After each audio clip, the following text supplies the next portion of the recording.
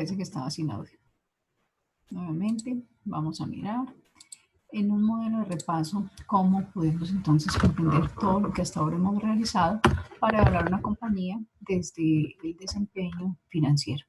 Y encontramos entonces aquí el estado de situación financiera, el estado de resultados, la información complementaria y las metas con que vamos a evaluar esta organización. A partir de aquí vamos a trabajar el grupo de indicadores que hemos venido evaluando. Entonces empecemos por recordar primero qué es y cómo se calcula el capital de trabajo y la liquidez en función de todos aquellos recursos que requiero para poder garantizar la operación del negocio. Entonces recordemos que el capital de trabajo operativo está compuesto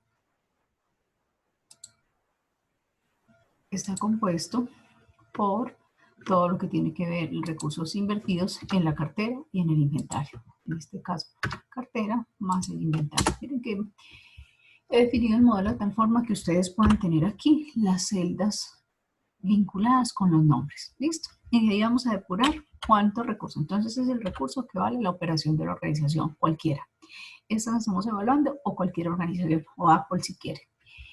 Y vamos a definir cuáles son los recursos que realmente yo tengo que financiar en términos de poder realizar ventas, recursos con financiación propia. Y encontramos el capital de trabajo neto operativo, que será el valor del capital de trabajo operativo menos el valor de los proveedores. Entonces aquí encontramos que para nuestro caso tenemos necesidad de invertir 18.200 pesos. ¿Qué son esos 18.200 pesos? Son los dineros que nadie me va a financiar, sino recursos propios que tengo que invertir para poder garantizar la operación. Y esos recursos se van a comparar con las ventas. O sea, yo comparo el capital de trabajo neto operativo con las ventas para medir la productividad. En otras palabras, cuánto dinero, cuántos pesos tengo que invertir por cada recurso vendido, por cada 100 en ventas. En este caso, por cada 100 en ventas, debo financiar con recursos propios 8 pesos con 43. Veíamos también que dentro de este grupo de liquidez está claramente relacionado la rotación. Y la rotación es importante porque me determina los días que yo necesito para poder administrar ese recursos de liquidez, ¿sí? Ese dinero. Entonces, vamos a mirar cómo calcular los días en los cuales yo cobro, cada cuánto está rotando mi cartera. Y ese valor va a ser igual a ¿qué? Al valor de la cartera, como habíamos dicho, ¿sí? Cuánto me deben mis clientes, porque los recursos que yo tengo que financiar para un periodo de un año, y ese valor lo voy a comparar contra las ventas. Quiere decir que en este caso yo voy a cobrar todo lo que sale de mi compañía cada 20 días. En el inventario, de la misma manera, voy a establecer cuál es el valor del inventario. Este valor lo multiplico por el año y lo divido por el costo de la mercancía vendida. ¿Sí? El costo. Al final voy a obtener entonces cada cuánto en promedio vendí toda la mercancía que tengo en la bodega. Y voy a establecer de la misma forma que con la dinámica de las cuentas que hemos utilizado el proveedor. Entonces el proveedor va a ser igual a ¿qué? Al valor del proveedor para el año, y ese valor lo voy a dividir con las compras, porque las compras son los resultados realmente de aquello que yo necesito para poder cubrir el valor del inventario y el valor del costo de la mercancía vendida. Entonces, el valor del proveedor en función de las compras. En este momento vamos a estimar cuál es el valor de las compras. Recordemos que las compras vamos a ponerlo aquí en función de este dato. Vamos a tener, supongamos que aquí tenemos el valor de las compras y ya lo vamos a calcular. Pues aquí no nos va a dar porque no hemos calculado las compras. ¿Sí? Se van a llamar compras. Y las compras van a estar representadas como que puedo calcularlas así o puedo calcular de otra manera. Así ya lo veremos. Como el valor del costo de la mercancía vendida más el valor del inventario. ¿Por qué? Porque es el inventario final menos el inventario inicial. Aquí no tengo inventario inicial, o sea que podríamos tenerlo de esta manera. ¿Cuál es el valor de las compras? Eso para visualizar cómo lo calculamos nosotros allá, ¿cierto? pero no necesariamente tengo que tenerlas calculadas. Yo pudiera aquí precisamente calcularlas como el valor de qué. Que nos va a dar lo mismo que calculamos el valor de la mercancía vendida más el saldo del inventario. Entonces al final del día, miren que nos da los mismos 40 días que tenemos, que habíamos calculado. Quiere decir que el proveedor lo va a pagar cada 40 días. ¿Qué vemos aquí de especial? Vemos que el proveedor me va a ayudar a flexibilizar ese recurso que a mí me quedan debiendo mis clientes. Quiere decir que así las cosas, yo solamente voy a buscar recursos para los 25 días que me cuesta a mí el inventario, ¿cierto? ¿Por qué? Porque estoy diciendo, ¿cuánto me demoro en cobrar? 40 días. ¿Cuánto me demoro en vender? 25. Para un total de ciclo operativo de 65 días. Pero como el proveedor me ayuda, voy a cortar mi ciclo, o sea que mi ciclo solamente va a ser de 5. Hagamos de cuenta que tenemos aquí el ciclo de la operación, el inventario más el inventario más la cartera, y vemos que tenemos 65 días. Pero si a eso le descuento el proveedor, que son 40, miren que devolvemos los 25 días del inventario, que era lo que les estaba contando. Aquí no lo vamos a calcular. Vamos a mirar cómo calcular entonces la razón corriente. Recordemos que esa razón corriente es que la capacidad que yo tengo de atender mis obligaciones de corto plazo con lo que tengo en el corto plazo. Vamos a calcular como el valor del activo corriente comparado o dividido con el pasivo corriente. Si lo que yo tengo me alcanza para cubrir mis obligaciones. Y aquí tengo una razón de 1,21. Significa que por cada peso que yo debo, tengo 1 peso y 21 centavos para responder. Entonces, así las cosas, hay posibilidad de trabajar tranquilo, sin tener allí, sin tener que preocuparme porque no me va a alcanzar. Vamos a ver aquí un análisis de capital de trabajo, que ahorita lo vamos a ver gráficamente. Aquí tengo un esquema para que lo comprendamos mejor. Resulta que a la luz de esos días que yo calculé, yo les contaba, vamos a medir cuáles son esos saldos ideales. Y esos saldos ideales es que saber cuánto realmente yo debía manejar en mi cartera. Entonces lo voy a hacer a la inversa. Tomo las ventas, que son los valores que necesito mantener para el año, y ese valor lo voy a multiplicar por la meta de cartera. Quiere decir que al final del día yo tendría que tener un saldo ideal de 24,000. A ver, vamos a mirar aquí una cosita. El valor de las ventas de 360 días por los días de cartera. Listo. Entonces tengo aquí un saldo. Bueno, ya vamos a mirar aquí una cosa. Tengo los días que me quedaron debiendo en mi cartera. Como estoy partiendo de esta base, tengo que mirar cuál era ese saldo ideal.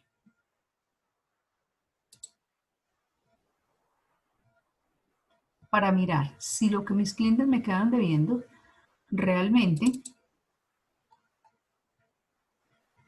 está acorde con lo que yo planeaba.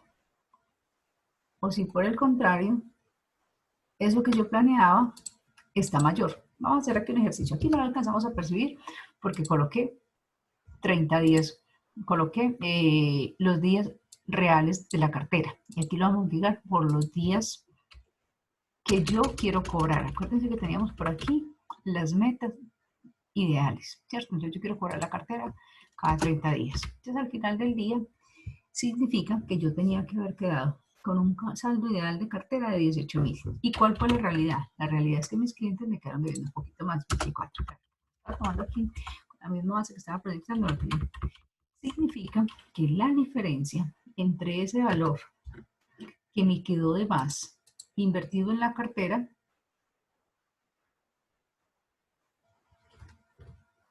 se considera un fondo ocioso. ¿Por qué? Porque yo digo, ¿cuál es el saldo ideal? 18,000. ¿Y cuál es el saldo real? 6,000, negativo. Este valor negativo, lo voy a colocar aquí en rojito por lo pronto, significa que invertí, financié mis proveedores más de lo que yo podía financiar, porque yo esperaba financiarlos con 18,000. ¿Y cuánto terminé financiándolos? Con 6,000. Como su nombre lo dice, fondos ociosos. No debería existir en esta cuenta ningún resultado diferente a los 18,000 que yo planteé. ¿sí?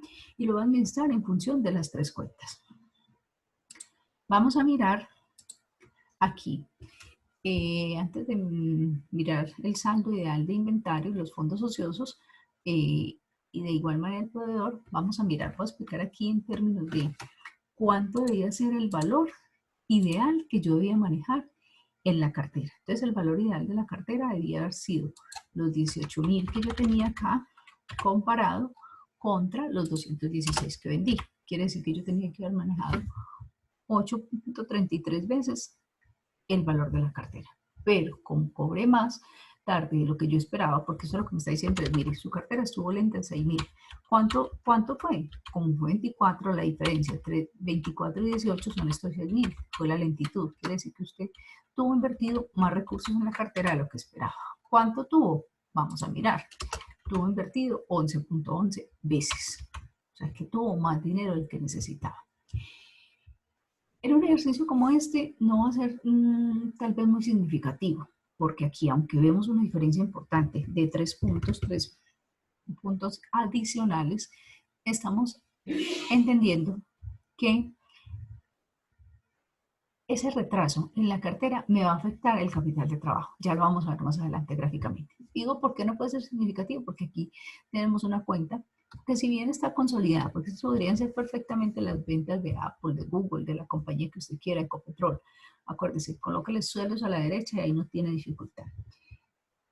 Pero al final lo que usted va a comparar de todo este análisis es con las metas que usted tiene proyectadas. Vamos a mirar cómo calcular el saldo ideal de inventario. Entonces, el saldo ideal de inventario, ¿a qué va a ser igual? Va a ser igual en función, recordemos que tenemos nosotros, el costo de la mercancía. Eso es lo que nos mueve el inventario. Entonces, vamos a buscar el costo de la mercancía dividido 360 y establecemos el costo de la mercancía diario y eso multiplicado por los días que yo quiero rotar el inventario. Quiere decir que aquí me debe haber quedado 6.600 y vamos a buscar del estado de situación financiera la realidad. Me dice que aquí me quedó 8.200. Acuérdense que restamos el ideal del real y vemos que en efecto en este escenario del inventario también tenemos un mayor valor invertido en el inventario, es decir, que el inventario rotó menos ágil de lo que nosotros esperábamos, se quedó en la bodega más tiempo la mercancía, y al quedarse más tiempo la mercancía, eso es dinero que equivale a cuánto, a 1.600. Si yo quiero saber de igual forma cuál es el valor del inventario comparado con las ventas, pues entonces lo calculo, el inventario real divido el valor de las ventas, me dice que rotó cada 3.8 veces. Y si quiero saber el ideal contra las ventas, yo esperaba que rotara 3.6 veces. Aquí está pues muy ajustado, pero también eso es gestión. Eso es gestión. Y la gestión al final del día, ¿qué va a pasar? Se va a ver reflejado en términos de dinero que va a agregar o no valor. Vamos a calcular el saldo inventario ideal de proveedores. Entonces, el saldo ideal de proveedores va a ser igual a ¿qué? Va a ser igual al valor de las compras, ¿sí? Que ya teníamos calculado, vamos a llamarlo acá, el valor de las compras dividido 360, porque es para el año, por los días de pago a los proveedores. Entonces, al final, quiero tener compras por 15.875. ¿Y la realidad cuál es? Vamos a buscarla aquí en estado de situación financiera. Miren que aquí pasa una cosa bien simpática. El saldo ideal de proveedores es mayor. ¿Por qué? Porque usted quería pagarle a sus clientes, a sus proveedores cada 45 días y mire la realidad. La realidad muestra que usted pagó cada 40 días. Entre más rápido usted le pague al proveedor, más dinero va a necesitar. Entonces aquí está mostrando, está evidenciando esto.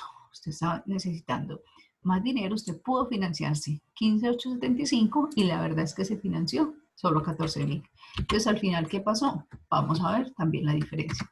Ahí tenemos cuál es el saldo ideal menos el saldo real y vemos que aquí teníamos que tener el saldo real, perdón, menos el saldo ideal porque es lo que usted quería tener y tenemos 1.875. Al final del día, usted suma todo este valor y va a indicar cuál es el resultado que debería tener. Usted aquí debería tener un resultado igual a qué, igual a cero. Usted no tendría por qué tener fondos ociosos, pero mire que aquí tuvo dineros de más invertidos en toda la operación. ¿De cuánto? De 1.475. Esto no es un indicador financiero, es una herramienta de gestión que usted debe conocer y administrar. Vamos a mirar cuántas veces rota un proveedor en términos de sus ventas. Entonces tenemos el proveedor en términos de las ventas, no el ideal, sino primero el real, en términos de las ventas, 6.48, y usted quería que hubiera rotado cada cuánto.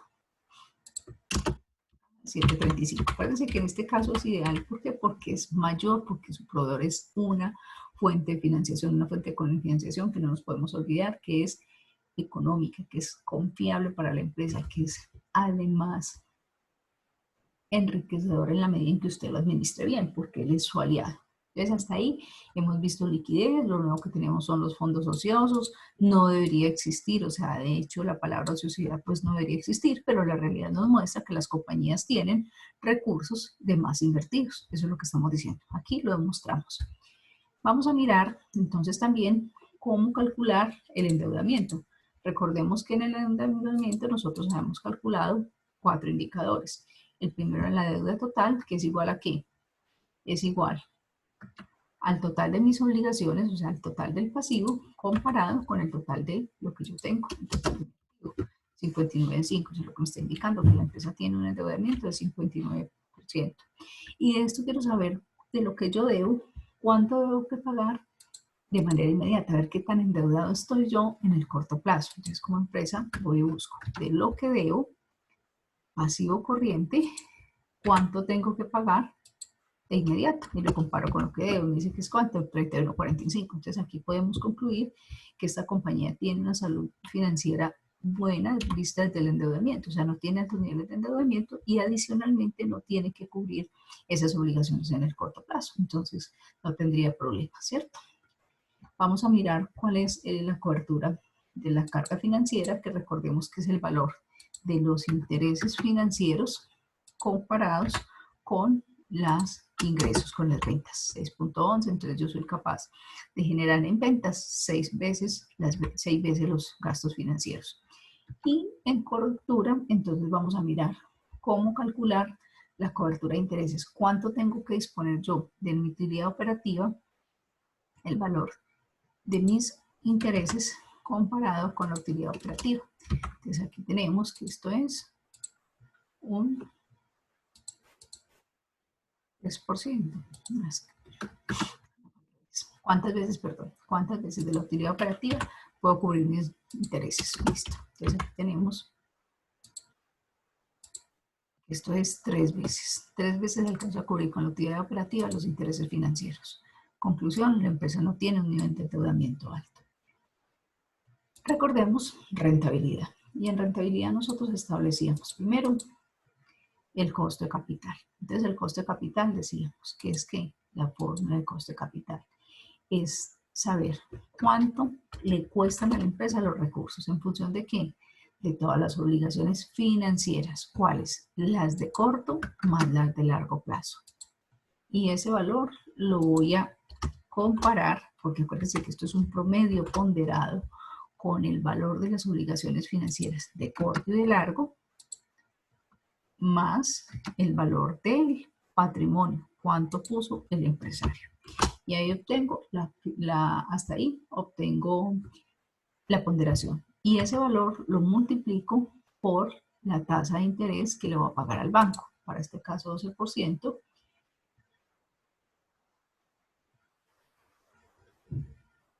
Más, aquí voy a sumar el valor de la parte de la financiación propia. ¿El valor de qué? El valor del patrimonio dividido el valor del patrimonio para sacar la ponderación, no se les olvide, por la obligación financiera, las dos, la de corto y la de largo plazo. Y todo ese resultado, aquí voy a colocar otro paréntesis, creo que no hay problemas, todo ese resultado lo voy a multiplicar por la tasa que el dueño espera.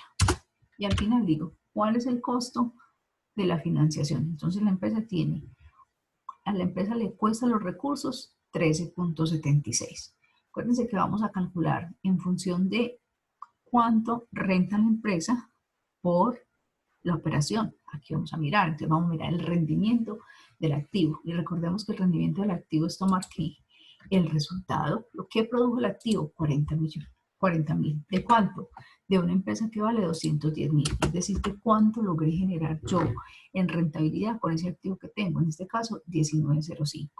Pero además recordemos que yo tengo que comparar que el costo de los recursos cuando produce sea mayor como beneficio a la empresa, es decir, que la plata que yo presto a una tasa menor venga y produzca una tasa mayor. Pero a su vez, que la plata que me pone el dueño, o sea, el valor que él me pone, que en este caso son, cuando son 86.000, sea mucho mayor que lo que él espera. Y vamos a mirar cómo. Vamos a calcular con la utilidad antes de impuesto, lo que es la plata de él, comparado con lo que él aportó, y al final encontramos que eso sí se cumple. ¿Por qué? Porque aquí tenemos que el patrimonio, esos 86 millones que él me colocó acá, generaron una rentabilidad del 31.16, o sea, logré con ese patrimonio una rentabilidad mucho mayor a la que él esperaba. Y la comparo justamente. ¿Cuánto esperaba él? Él esperaba una tasa mínima del 16%. Entonces, al final del día, yo puedo decir que comparo todas las tasas y puedo concluir realmente si se están cumpliendo las expectativas que él tiene. Porque cuando él me pide una tasa mínima, es eso, una tasa mínima, un valor de partida, no es un valor de llegada. ¿Sí? Entonces, vamos a mirarla. Y recordemos que aquí calculábamos el costo de capital con el beneficio tributario para medir cuál había sido el desempeño de la empresa y del inversionista. Entonces, vamos a mirar. Vamos a mirar cuál es ese costo de capital con el beneficio tributario. Lo vamos a hacer. Recordemos que esto es solamente un procedimiento extenso, no más. Entonces buscamos cuál es el valor de la obligación financiera, la de corto y la de largo.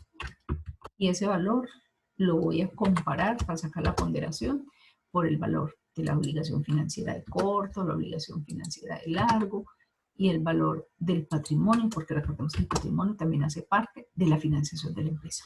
Todo ese resultado lo voy a multiplicar por la tasa que el banco me cobra. Pero además voy a descontar el beneficio tributario. ¿Y el beneficio tributario que es? 1 menos la constante de la tasa de impuesto. 1, o sea, 1 que es la constante menos la tasa de impuesto. Entonces ahí apliqué el beneficio tributario. Miren que, bueno, no la vamos a calcular porque no ha calculado separado el costo de capital. Y todo eso por la otra parte de la ecuación, que es que el patrimonio, cuánto puso el dueño, más el pasivo financiero de corto y de largo plazo. Y ese por la tasa que él espera. Recordemos que ese resultado va a ser una tasa menor que la primera que teníamos. Aquí no me funcionó, aquí vamos a ver dónde me perdí en los paréntesis. Aquí debo tener, aquí no la dividí, perdón. Aquí me falta algo más y es buscar el patrimonio, el valor del patrimonio dividido todo esto. Y del patrimonio y todo eso por el costo. Vamos a colocar aquí el otro paréntesis. Perdón. Miren que aquí disminuimos esa tasa que estaba en el 13.76, ahora equivale al 12 que acordémonos de colocarle los decimales, ¿a cuánto equivale? Y me dice que equivale al 11.6. ¿Por qué? Producto de disminuir ese impuesto. ¿Cuánto pagó el dueño? Pagó una tasa del 32%. Aquí revisando que no me haya equivocado en las variables y está bien. Entonces, la empresa pasó a una menor compromiso. Volvemos a medir cuál fue el rendimiento del activo. El rendimiento del activo, vamos a ver en cuánto entonces se establece esta vez. Rendimiento del activo, ¿cómo? No lo que hemos tomado, la utilidad operativa comparada con el activo, sino que en función de la utilidad operativa, descontando su utilidad operativa. Entonces tenemos que es el valor de la utilidad operativa por el beneficio tributario del BODI, que ahorita lo vimos, que lo habíamos trabajado ayer, 1 menos esa tasa de impuesto, que era ¿qué? El 32. Y todo ese valor lo voy a dividir por el activo total. Entonces al final del día encuentro que ese activo ya tuvo una rentabilidad del 12,95. Aquí vemos que si bien con ese beneficio la empresa tiene un resultado distinto al anterior, todavía se sigue cumpliendo. ¿Cuál es? Tiene un costo del 11,6. La empresa busca recursos al 11,6, los pone a rentar al 12,95. Vamos a ver cuánto logra transferirle al dueño y esa utilidad. Y en esa utilidad vamos a compararla con el indicador que lo hemos hablado, pero no lo hemos calculado. ¿Por qué? Ya lo vamos a calcular con la utilidad neta. Entonces tomamos el resultado neto y lo comparamos con lo que él invirtió, a ver si realmente está cumpliendo su expectativa, si aún se sigue cumpliendo. Y vemos que sí, 21, 19. Y recordemos que la magia está en que usted le dé todo lo que esté por encima de lo que renta la empresa y que a su vez esa tasa se compara con la que él esperaba. Entonces aquí, si nosotros graficáramos esto como lo hacíamos con las barras en la sesión anterior, encontramos que se cumple la desigualdad financiera. Yo me endeudo a una tasa menor, la pongo a rentar la mayor tasa posible, con los recursos que el dueño me confía, le doy el mayor rendimiento posible y a su vez ese rendimiento va a ser mayor que el que él esperaba o que el que él esperaba sea mucho menor que el que la realidad le muestra en la empresa. Entonces aquí tenemos los indicadores de rentabilidad. Vamos a mirarlo gestionando acá en el esquema que les decía. Si yo me devuelvo mirando, ¿cuál es el indicador que me mueve toda la operación? Pues tenemos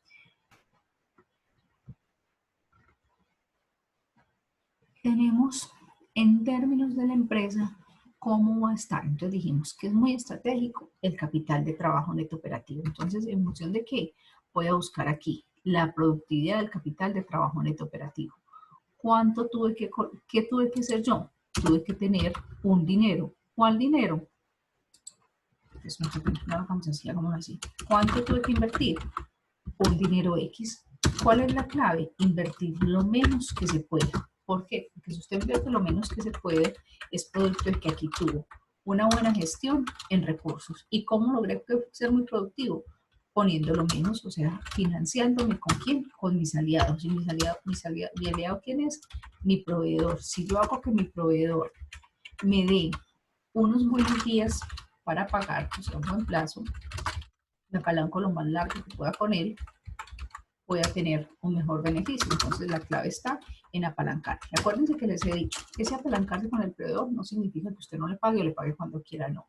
Estamos diciendo que a partir de esas condiciones que él le ofreció, producto de esa medición que usted tuvo en su cartera, cuántos días necesitaba para su operación y cuántos días necesitaba para sus ventas, usted pudo estimar el recurso necesario invertido en términos de capital de trabajo, y cuando invierto en términos de capital de trabajo, pues sencillamente voy a ver que si gestiono adecuadamente va a ser mucho mejor para mí. Eso es lo que estamos diciendo aquí. Mire, ¿qué me conforma el capital de trabajo neto operativo? Las tres cuentas. Lo que yo tengo que poner en recursos para financiar a mis clientes, lo que tengo en la bodega y me apalanco con mi proveedor. Entre menos recursos tenga que invertir, más productivo voy a ser. ¿Por qué? Porque si yo tengo menos y tengo aquí unas ventas grandes, pues grandes estamos hablando de comparado con ese indicador que yo acabo de medir. Si yo comparo esto, a medida que yo tengo aquí un numerador pequeñito y un denominador muy grande, este PKTNO va a ser mayor, y así va a mostrar qué tan productivo fue. Eso es lo que estoy diciendo, ¿sí? Entre menos dinero tengas que poner, mejor. ¿Y qué tengo que medir yo? Entonces, establecer en términos de día. ¿Esto es para cuánto? Para el año. Acuérdense, nosotros hacíamos todo el cálculo con base a un año de 360 días o 365. Si yo tomo esos años de 365, la cartera, y la divido con las ventas, ¿qué voy a tener yo aquí? Voy a tener los días de cartera, ¿sí? ¿Y los días de cartera cuál es? Entonces decíamos aquí los días de cartera, calculamos, lo que nosotros calculamos ahora el ciclo, pero que no lo habíamos tomado todavía, es en este momento donde lo vamos a tener. Entonces dijimos, ¿cuáles son los días de cartera? El ciclo de caja ideal. El ciclo de caja ideal es que yo tenga 30 días que me demoro en cobrar y 20 días que me demoro en vender. Ese es mi ciclo ideal. ¿Y cuál fue mi ciclo real? Mi ciclo real es que yo me demoro 40 días en cobrar y 25 días en vender. Y de este lo voy a descontar los días del proveedor. También vas a contar los días del proveedor porque vas a hacer es que el ciclo de caja neta. Entonces yo tenía un ciclo de caja ideal de 5 días y mi realidad me mostró que tengo un ciclo de 20 días. Esa diferencia que yo tengo en términos de que 25 que me pasé y 5 que quería esos 20 días son capital de trabajo. ¿Cuánto tengo que poner? Entonces dijimos, tengo que poner, ya lo medimos, aquí me dio 8.33. Y si yo hubiese tenido el ideal, ¿cuál era el ideal? El ideal es tomar los 10 ideales de cartera, los días ideales de inventario y restar el día ideal de proveedores. O sea que al final yo había puesto menos recursos. Mire que aquí nos quedó 8.33, que si lo comparo con 10 uno dice, pues es poquito, pero si yo lo comparo,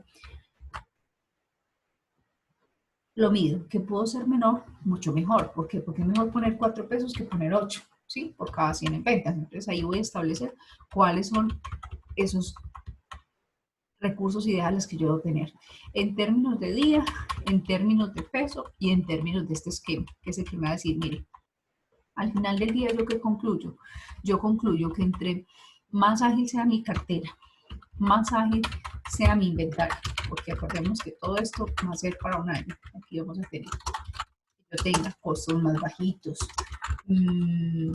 dinámicas de compras más favorables. Ejemplo, si compro por volumen, eso me afecta el costo porque me da un descuento.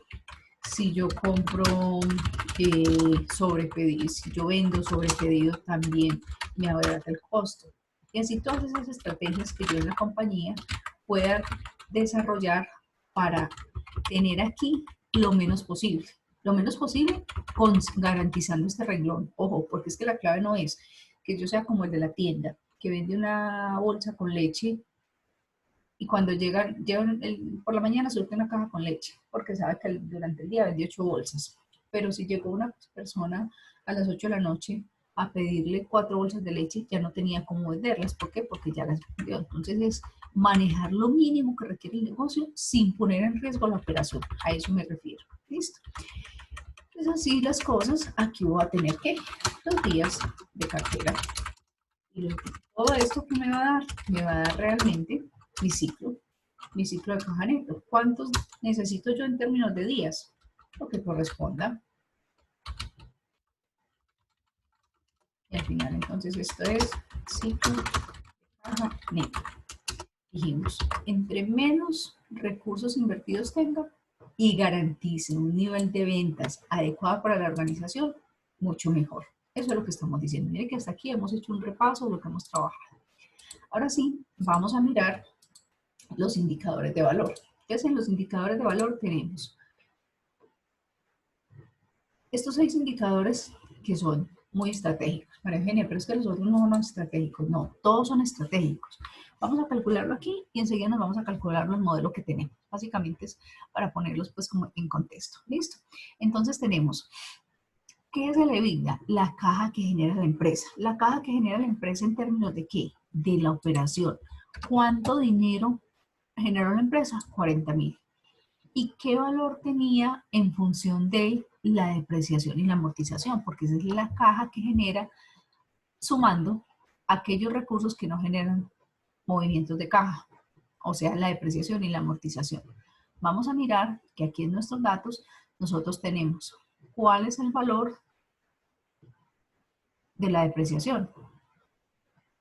Y aquí teníamos 12.000 pesos, eso era. Por lo tanto, miren que la caja, la empresa generó 40 que ya traía la operación, más 12 de la apreciación. Tiene mayor caja. ¿Cuánto? 52. 1.000 pesos. Esa caja de la empresa tiene una destinación específica. No quiere decir que si usted aquí tiene esos 12.000 de más, entonces pues se lo entrega al empresario. No. Tiene una destinación muy específica. Primero, tiene que pagar los impuestos, todo lo que deba. Segunda destinación que le puede dar, si aún le queda, es reponer todo el capital de trabajo que requiera para seguir creciendo. Tercero, hacer reposición de activos fijos, que también les permite lo mismo, seguir generando más valor vía ¿qué? Vía operación.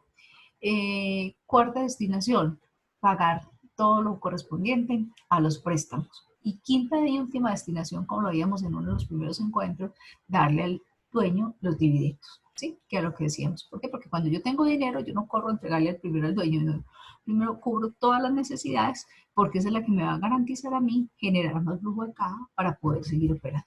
¿Listo?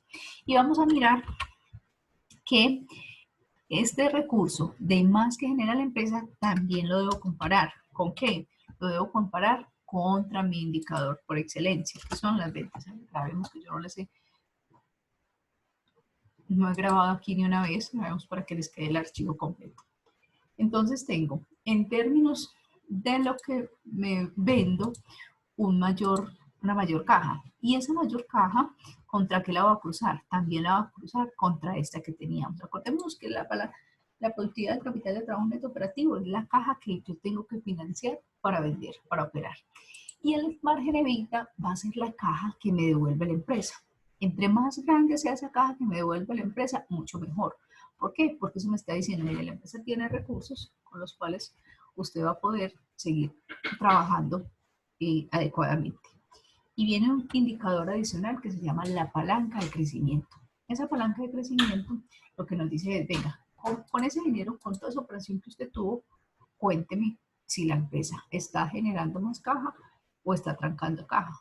Entonces, si la empresa, si esa palanca de crecimiento tiene un resultado igual a 1, significa que la empresa está estable en términos de caja. Si es menor que 1, significa que la caja se está quedando en alguna parte de la operación, generalmente donde sus clientes. Y si es mayor que 1, significa que la empresa tiene, ya decíamos, mayor caja. Entonces vamos a ver aquí cuánto nos da, comparando que el margen EBITDA con, o sea, la caja que me devuelve con la caja que me pide. Entonces aquí vemos que la empresa devuelve 2.89 veces la caja. Teníamos por acá la utilidad operativa después de impuesto. Entonces, la utilidad operativa después de impuesto es tomar el resultado de la operación, que ya teníamos por acá nuestros 40 millones, y a ese resultado aplicarle el beneficio tributario, la constante 1 menos la tasa de impuesto. ¿Cuál es la utilidad que genera la empresa después de impuestos? 27.200. Vamos a tomar aquí también el valor del activo neto de operación. Y el activo neto de operación, que hemos hablado bastante de él, son esos recursos destinados a poder cubrir las necesidades de la empresa, porque hay otros activos que ya dijimos no tienen que ser destinados a la operación. Entonces vamos a mirar como el valor del activo fijo. En este caso, nosotros tenemos solamente un valor en el activo fijo, no tenemos información de otros activos, de los 162.800, más el valor invertido en capital de trabajo neto operativo. Aquí ya lo tenemos. Entonces la empresa necesita en este caso 181.000 pesos en términos de el activo neto de operación. Y viene un indicador que se llama el indicador de valor agregado. Y ese indicador de valor agregado va a estar en función de estos elementos que calculamos. El valor de la utilidad operativa después de impuesto, menos el activo neto de operación por el costo de capital. ¿Cuál costo? El costo con el beneficio. ¿Qué valor debería tener ese indicador? Un valor que fuese mayor a 1, un valor que fuese positivo. Si la empresa genera un valor mayor a 1 es porque está agregando valor en ese resultado. Si la empresa, por el contrario, tiene un EVA negativo, estará destruyendo valor en términos de ese resultado. ¿Sí?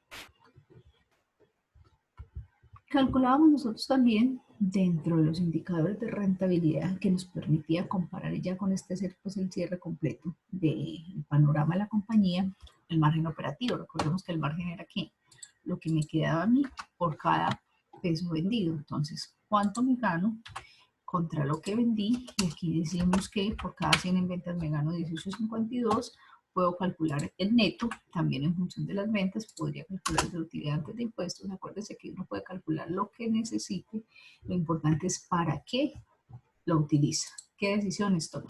Entonces miren que aquí trabajamos lo que tiene que ver con generación de valor de una manera simple, como todo lo que hemos venido manejando. Cuando digo simple es en términos de practicidad, del concepto claro, para que se vuelva, se tomen al servicio de lo que hemos trabajado. Insisto, para una compañía como la que estamos evaluando, para una compañía como la que ustedes quieran, llámese la de los sueños, llámese la que más vende, si estamos hablando de Colombia, que puede ser Ecopetrol, que ustedes algunos las están trabajando, o llámese Amazon, la compañía que quieran. Entonces, veámoslo por favor en términos de un aspecto gráfico, cómo funcionarían estos indicadores de valor. Entonces, recordemos aquí, yo voy a medir la rentabilidad del activo. Entre más inversión tenga, más exigencia tengo que tener. Es decir, que mi resultado operativo debe ser el mayor posible. ¿Por qué? Porque tengo ahí inversiones. Inversiones en términos de el activo. ¿Qué debo hacer yo? Invertir lo menos posible. ¿Cuál es lo que dijimos? Si yo puedo vender todo de contado, si yo puedo comprar el inventario contra entrega, si yo puedo apalancarlo con el proveedor, yo voy a poder tener mejor rendimiento del activo producto de la operación que ya tuve. Pero si es a la inversa, pues seguramente este ROA va a ser menor, ¿sí? Porque es una menor exigencia. ¿Cómo establezco la utilidad operativa? Pues entre más venda, mucho mejor. ¿Qué tengo que hacer? Vender todo lo que pueda. ¿Con qué condiciones? Con las condiciones de margen, ya hemos dicho. ¿Gestionando qué? Todo lo que tiene que ver con la operación, la parte de costos y la parte de gastos.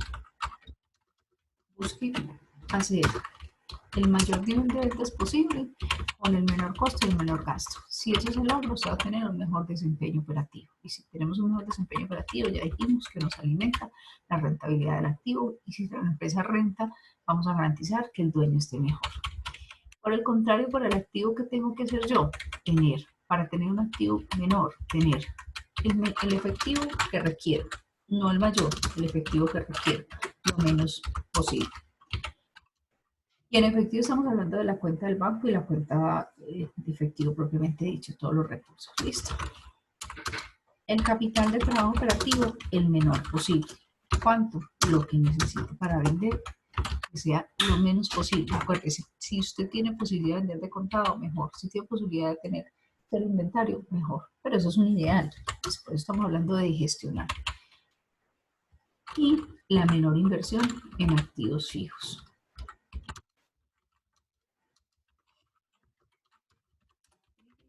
Compañías que, por ejemplo, tienen aquí algunos activos tercerizados o por leasing, que al final aquí puede ser bajo, pero aquí puede ser alto. Entonces usted tiene que buscar el equilibrio en términos de gasto y en términos de inversión. Si sigo avanzando, entonces todo ese esquema que decíamos de la utilidad operativa la voy a reflejar ¿dónde? La voy a reflejar en los indicadores de rentabilidad. Entonces volvamos acá.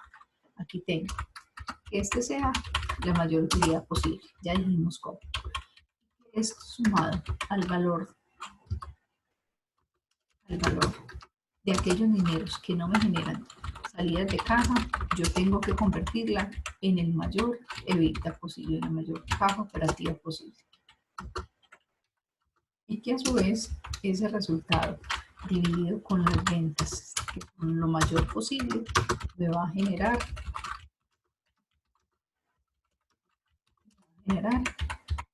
el mayor margen EBITDA.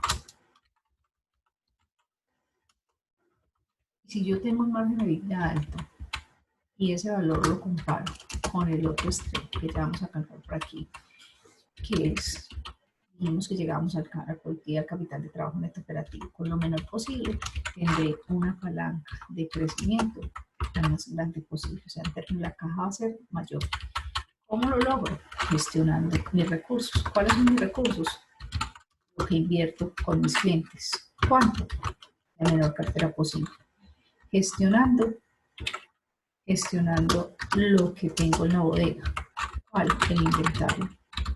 ¿Cuánto inventario? Lo menos que pueda. Puede tener todo sobre pedido, perfecto, pero no es.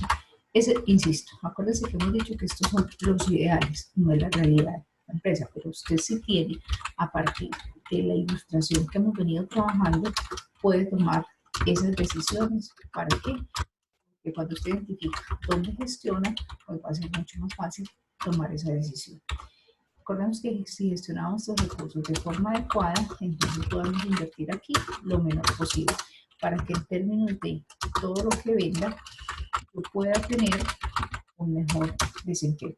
Y ese mejor desempeño lo logro gestionando. Por lo tanto, la productividad del capital de trabajo neto operativo será lo menos posible. Recordemos que es en función de este recurso que va a generar la mayor palanca de crecimiento. En otras palabras, decíamos que la palanca de crecimiento sea siempre mayor a 1. ¿Para qué? Para que haya caja libre. Libere caja. Si usted libera caja operativa, pues va a poder hacer las operaciones que necesite. Y por el contrario, por aquí vamos a buscar que la rentabilidad del activo sea lo mayor posible. ¿Contra qué? Comparado con el coste de capital. Y esto va a hacer que logre generar valor.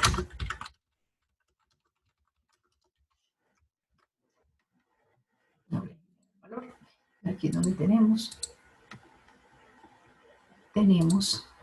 el éxito con la empresa. Eso es lo que buscamos. Recordemos que nosotros decíamos, ¿qué tenemos que hacer? Que la empresa genere valor. ¿Cómo genera valor? Administrando todos los recursos financieros. ¿Cómo administro? Si es que es cuestión de medir, no, es cuestión de medir y de administrar. Esa es la clave de éxito. De lo contrario, va a ser complejo. Entonces, ¿cómo hago para tener una mejor operación? Incrementando las ventas.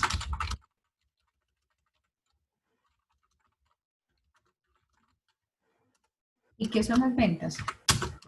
La cantidad por el precio. Entre más usted puede incrementar las dos, mucho mejor. Ojalá fueran creciendo de la misma manera cantidad y el precio ideal. Se puede, hay que gestionarlo. Controlando costos y gastos. ¿Y qué logro con eso? Tener aquí la menor inversión posible en términos de que el fijo posible, que sea productivo. ¿Y cómo lo logro? Con estrategias financieras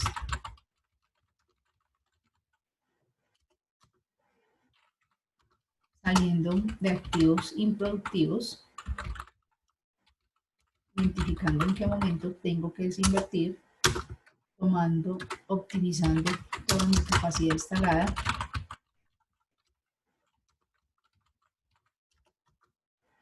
haciendo planes de mantenimiento preventivo.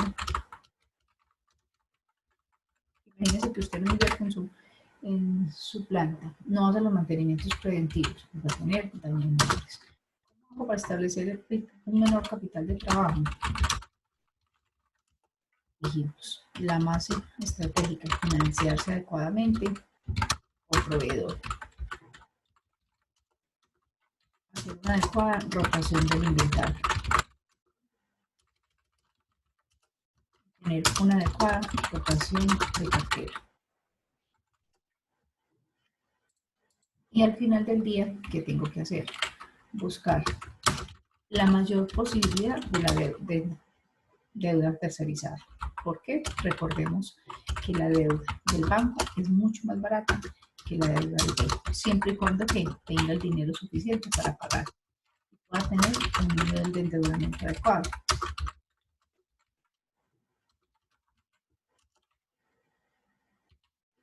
Para eso, ¿qué puedo hacer? ¿Qué estrategias implemento? Busco negociar de forma frecuente las tasas y busco establecer una política de dividendos. Es que no es solo verlo aquí, o sea, la empresa le fue aquí muy bien, sino que el dueño quiere ver eso en términos de dividendos, en términos de rentabilidad, mejor dicho, para poder lograr su propósito. Entonces, miren que hasta aquí hemos hecho todo el diagnóstico de la organización de una manera técnica que nos permite, pero de una manera a su vez clara, comprensible, que nos permite tomar las mejores decisiones para lograr esos propósitos de la compañía. Nos vemos en nuestro próximo encuentro. Felicidades.